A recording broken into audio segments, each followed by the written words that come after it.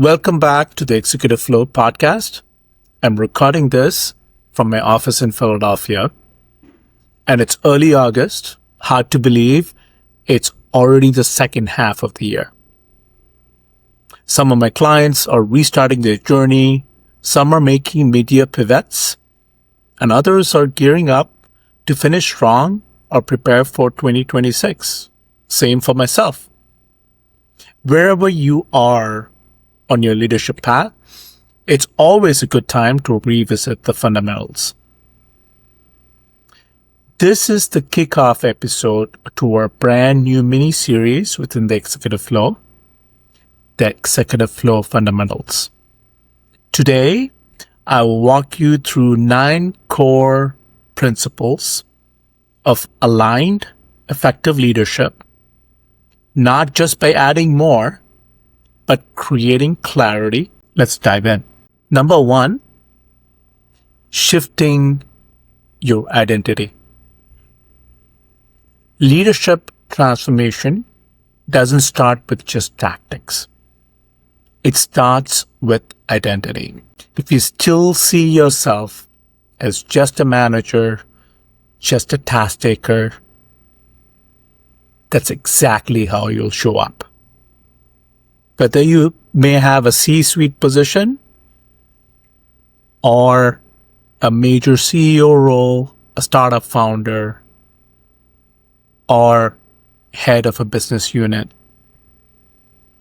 if you see yourself just as a manager, that's exactly how you'll show up. So research says real growth happens when your actions align with your values and purpose. So ask yourself, who do I need to become to lead at the next level? Ask yourself, who do I need to become to lead at the next level? Not what do I need to do, who do I need to be? Write it down, because everything else builds on this. Number 2, get your nervous system ready for resilience and performance. Listen, elite athletes obsess over performance metrics, recovery, mindset, their schedule. Similar to that, leaders, our powerful switch is also our breath. James Nestor, in his awesome book, The Breath, The Missing Power of Health, puts it this way: breath calms the mind and the parasympathetic nervous system. It enhances focus and cognitive control. It boosts physical performance. It keeps your decision making clear and grounded. Let's try this together. Inhale for 4, 4, 3, 2, 1. Hold for 4, 4, 3, 2, 1. And exhale for 6, 6, 5, 4, 3, 2, 1. Just feel that. That's your physiology shifting. This also helps in conversation. Your pause, your reset, your response with power in conversation, when used during conversational breathing, is going to be extremely critical.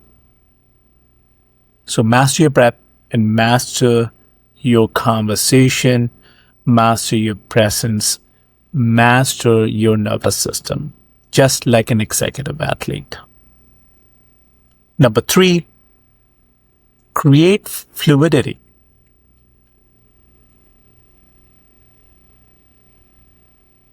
Most leaders don't have time problems, they have rhythm problems. It's how we move forward from a reactive to an intentional mode. Listen, we always have to react and respond because fires happen. Blocking and tackling happens. But how much of time we spend being intentional is the key. So your challenge, tomorrow schedule one 90-minute deep work block. Phones off, notifications off, just deep, uninterrupted focus. That's where momentum begins.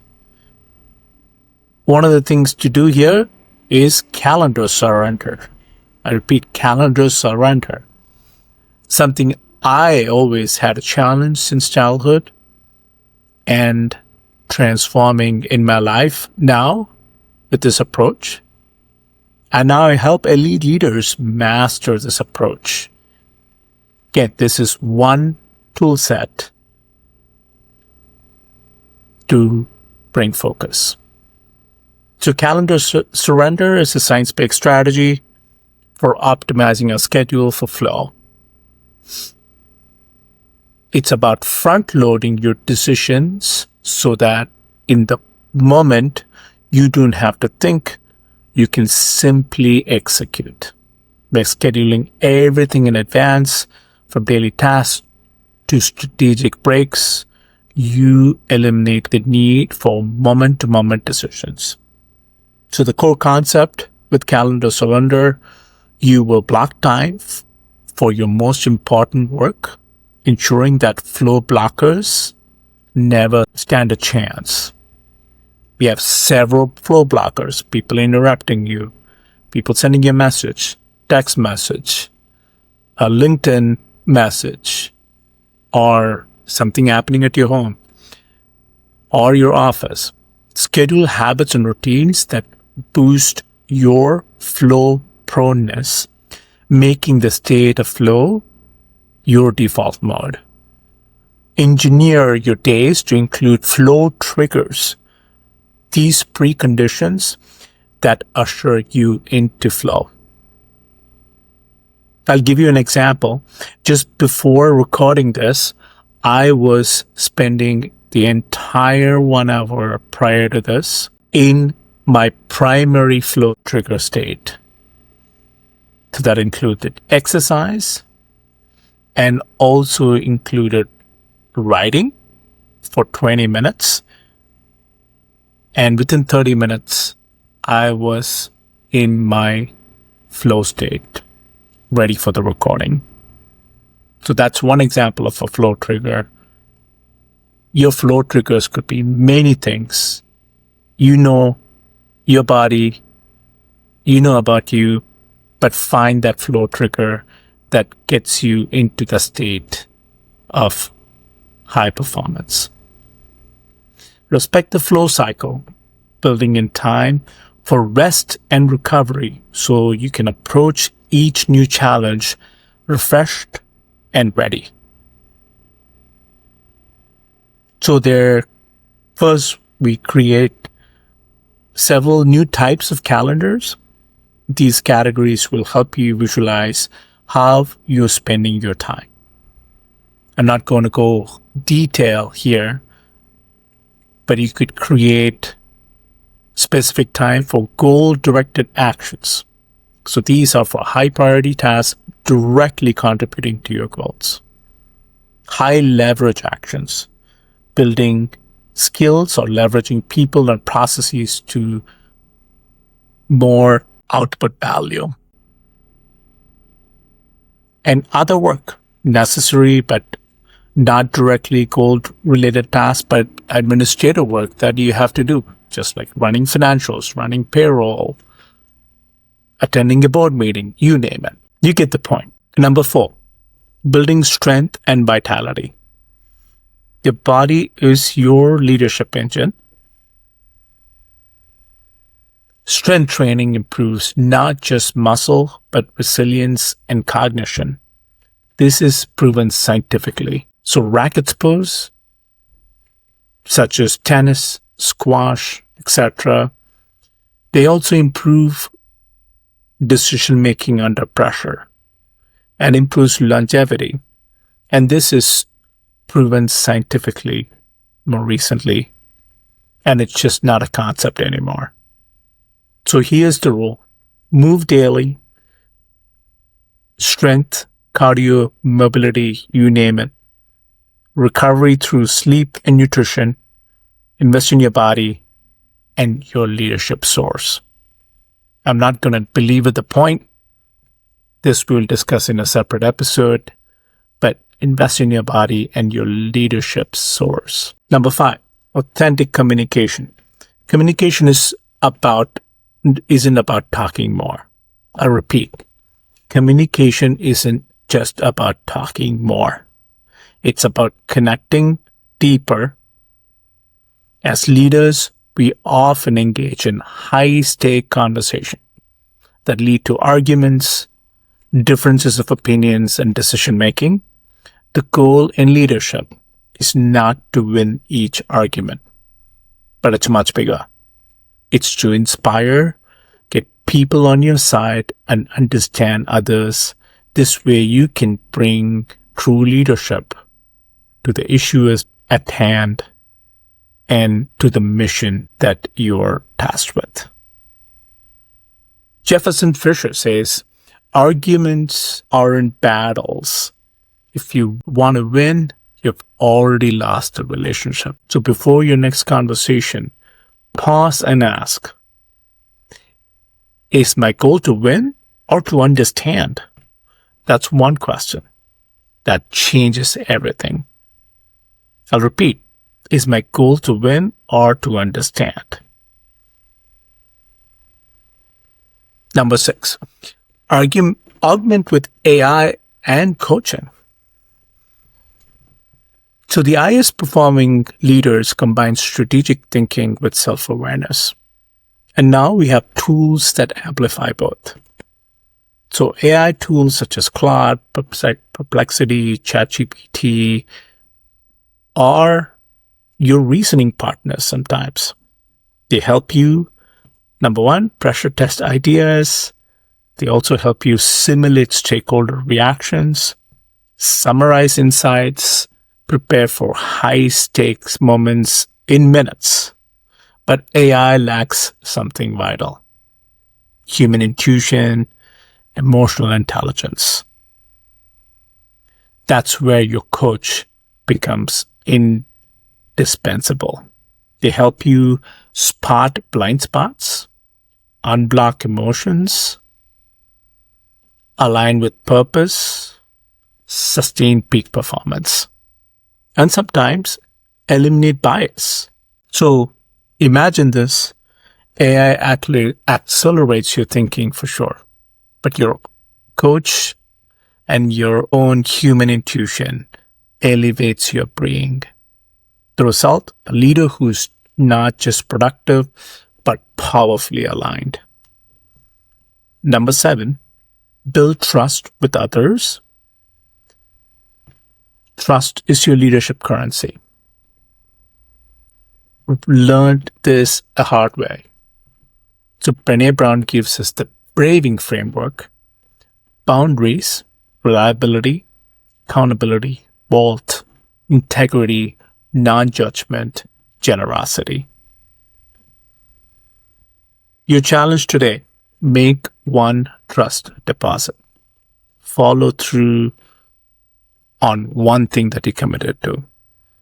On one mistake that you know you had committed to. Show you care.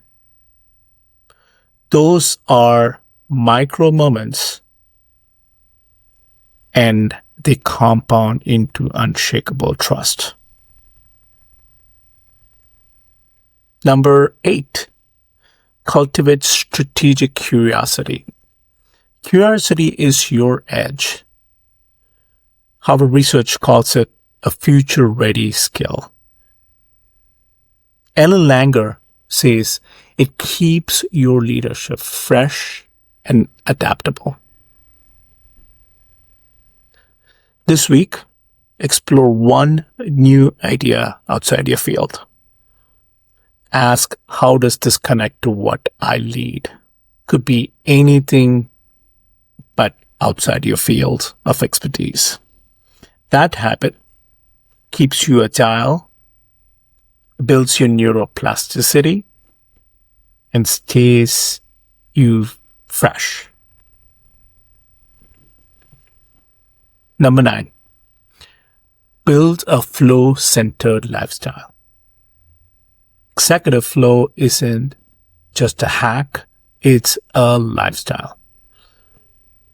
Your identity, your breath, your rhythm, strength, agility, communication, AI and coaching, trust, curiosity, all woven into one aligned practice. Start simple. 3 minutes of breath work, 1 deep work block, 1 daily movement or exercise, 1 curiosity spark, 1 trust deposit. And that's the beginning of the journey of leadership in flow. So if you want to go deeper, visit flowwiseleadership.com. Take the Executive Flow self-assessment. It's quick, it's free, and it's actually eye-opening. Thank you for being here. Until next time, stay grounded, stay curious, and lead in flow.